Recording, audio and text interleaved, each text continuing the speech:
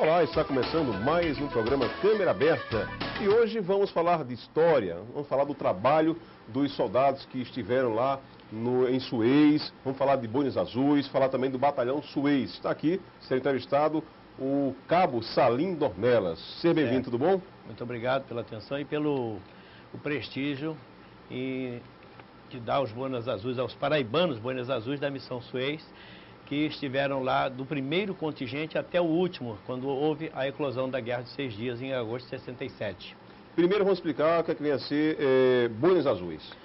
A Missão Suez foi criada para manter a paz entre Israel e Egito, localizada exatamente na área da Palestina, numa fronteira de aproximadamente 140 quilômetros, que foi delineada e votada em 1947, em novembro de 47, pela Assembleia Geral da ONU, e houve a votação, 33 votos a favor, 13 contra e 10 abstenções.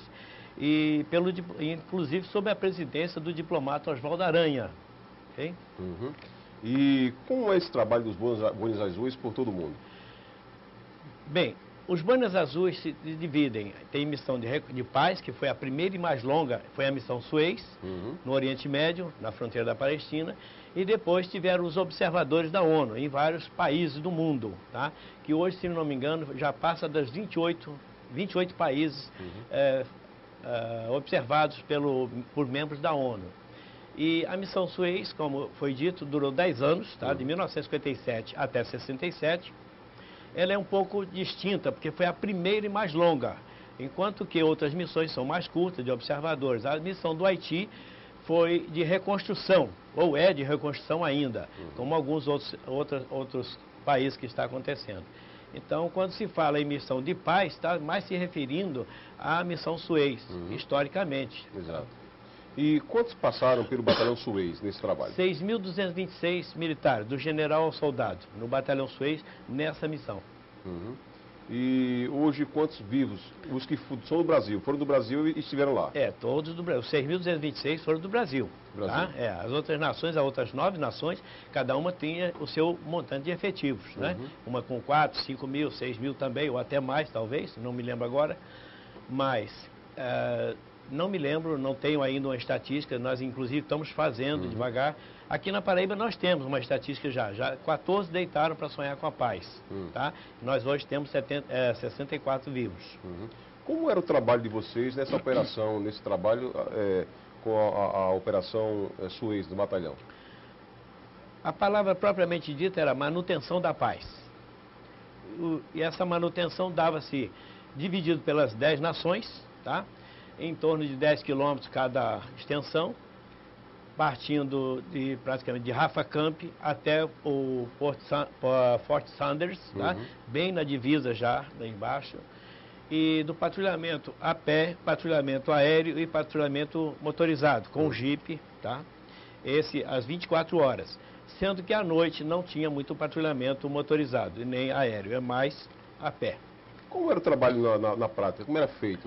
Na prática é patrulhamento a pé, com mosquetão, para defesa própria, porque nós não tínhamos ordens para atirar, entendeu? Só em legítima defesa, ok?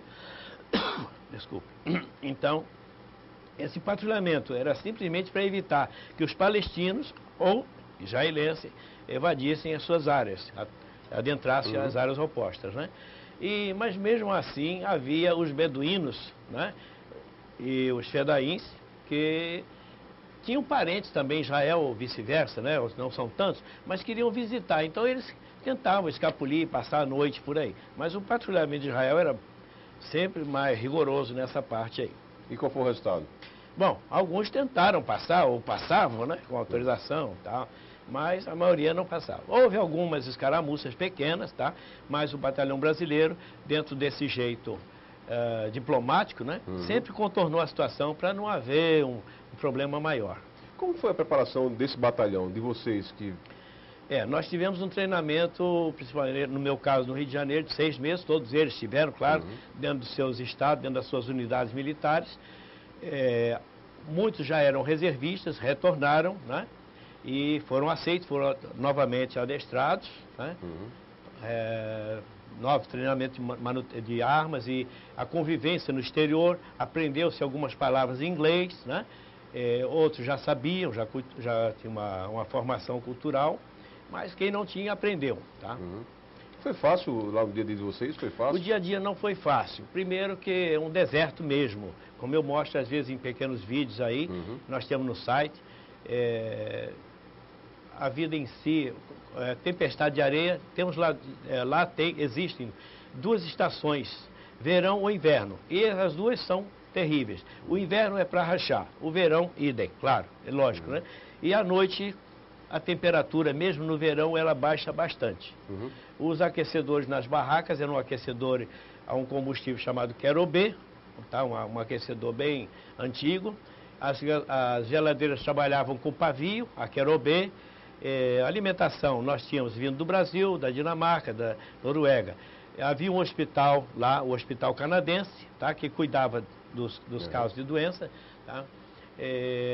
Manutenção de veículos, também pelo batalhão dinamarquês, né?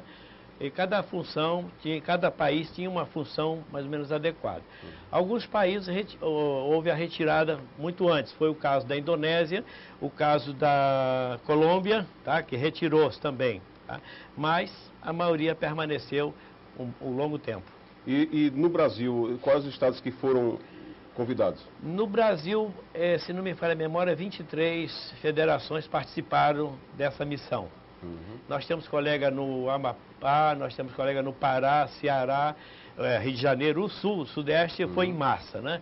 Belo Horizonte, né? Essa parte foi em massa. Aqui é que foi. Nós temos 182 colegas que foram do Recife, aqui os 72, Brasília, né? Também foi naquela época. 22 estados contribuíram com militares.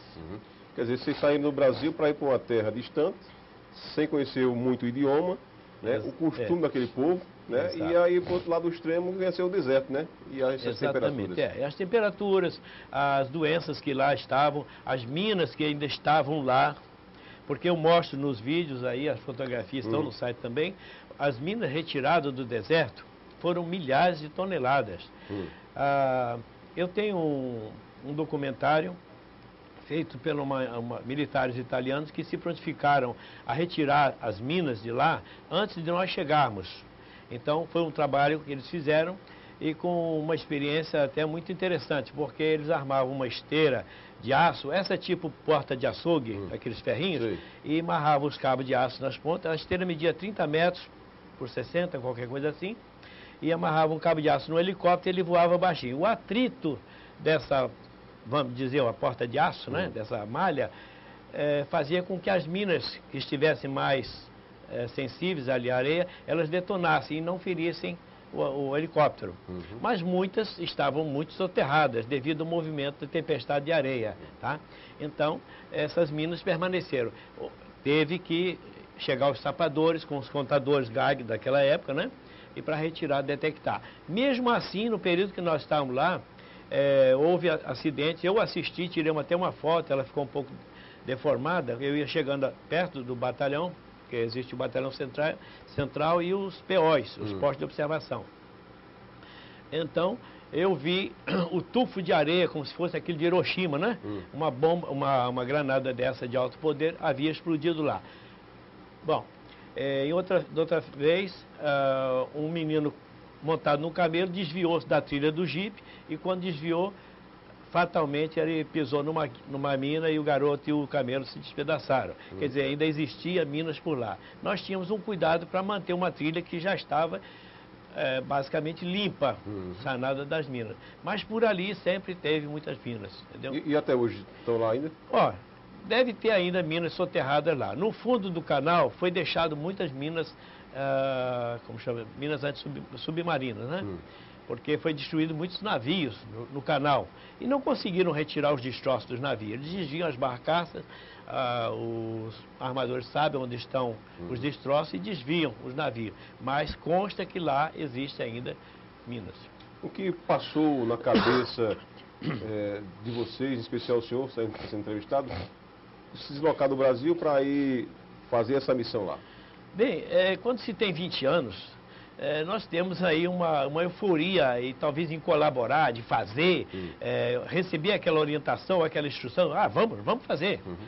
Bom, muitos não têm esse jeito, né? No meu caso, eu sempre tive jeito. Quando eu entrei para a vida militar... Vibrador, como diz na vida de casa. Não era vibrador, era de vamos fazer a coisa, vamos.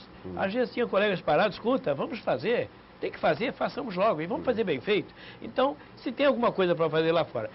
Aí tem aquela história, você vai ganhar alguma coisa, não vai de graça. Tem a satisfação de poder viajar, né? Fala em viajar, me permite, né? Interromper um pouco o seu direcionamento. Os primeiros batalhões foram de navio. Essas viagens não foram rápidas. Elas duraram de 30 a 34 dias. Então imagina marinheiro de primeira viagem dentro de um navio de marinha do Brasil, sem experiência nem nada, muitos passaram mal, teve acidente, até teve morte no navio. Consta que um colega escorregou da escadaria e bateu no chão e não teve jeito. E o comandante do navio disse, não podemos voltar, já estava num longo trecho, né? Não pode voltar. Então foi feito o sepultamento no mar, como de praxe, né? Havia uma missão a cumprir, tem um prazo para chegar lá. E prazo de navio, às vezes, prorroga. Então nós tivemos algum acidente assim, outros passaram muito mal mesmo, né? E dá aquela coisa, às vezes o cara se arrepende, né? Tem na euforia, mas depois quer voltar. Pô, 20 dias ainda não chegou, 30 dias, né? E outros que atrasou mais devido à época, né? Mas isso em épocas distintas, né? Já em 1965, o 17º contingente embarcou de avião. Foi o primeiro contingente a embarcar de avião para o Oriente Médio e pousar em El-Arish, um aeroporto que tem dentro do deserto, na Palestina. Bem, essa viagem, ao contrário dos navios, que durou 30 a 34 dias, essa viagem de avião durou 30 horas. Então foi muito rápido. E nos deu a oportunidade de visualizar uma grande área do deserto. Né? Aquilo é impressionante, você não vê cidades, horas e horas viajando sobre o deserto. Se não me falha a memória, a primeira parada foi em Argélia, né, que hoje não existe mais, depois Dakar e finalmente foi em Roma e depois, aliás, finalmente não, em Roma não, depois em El-Arish, tá? Mas durou 30 horas a viagem de avião.